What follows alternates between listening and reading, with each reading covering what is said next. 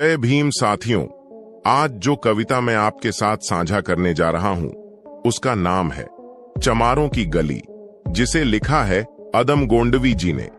अदम गोंडवी मेरे पसंदीदा लेखकों में से एक है और कारण यह कि मैं जब भी उनका लिखा कुछ पढ़ता हूं तो मैं निशब्द हो जाता हूं। ये कमाल है लेखक का कि वह इस कदर आपको मजबूर कर देता है कि आप जुड़ जाते हैं उनकी लिखी हुई कविता से। जो उन्होंने लिखी है कुछ रहता नहीं आपके पास कहने को, क्योंकि यदि आप इस कविता को पूरा सुन लेते हैं तो आपका मन भी व्याकुल हो जाएगा, क्योंकि यह कविता रियलिटी से रूबरू कराती है, यह मेरा मानना है। जैसा मैंने कहा, कविता का नाम है चमारों की गली और लेखक है अदम गोंडवी जी। तो लिए सुनते हैं इस कविता को। आइए महसूस करिए जिंदगी के ताप को।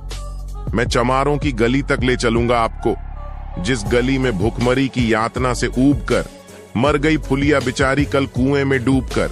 है धरी सिर पर बिनौली कंडियों की टोकरी, आ रही है सामने से हरखुआ की छोकरी, चल रही है छंद के आयाम को देती दिशा। मैं इसे कहता हूं सरयू पार की मोनालिसा। कैसी यह भयभीत है हिरनी सी घबराई हुई, लग रही जैसे कली बेला की कुम्हलाई हुई। कल को यह वाचाल थी पर आज कैसी मौन है। जानते हो इसकी खामोशी का कारण कौन है? थे यही सावन के दिन हरखू गया था हाट को, सो रही बूढ़ी ओसारे में बिछाए खाट को। डूबती सूरज की किरणें खेलती थीं रेत से, घास का गट्ठर लिए वह आ रही थी खेत से। आ रही थी वह चली खोई हुई जज्बात में, क्या पता उसको कि कोई भेड़िया है घात में।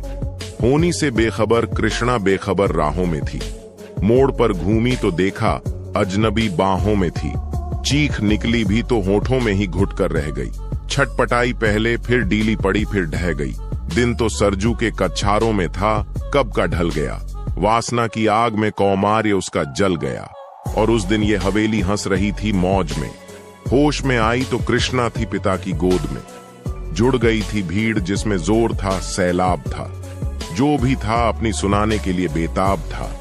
बढ़ के मंगल ने कहा, काका तू कैसे मौन है?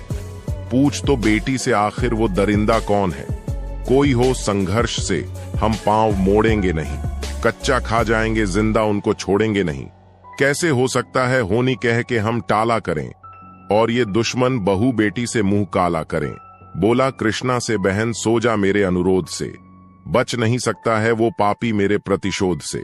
पड़ गई इसकी भनक थी ठाकुरों के कान में, वे इकट्ठे हो गए थे सरचंप के दालान में।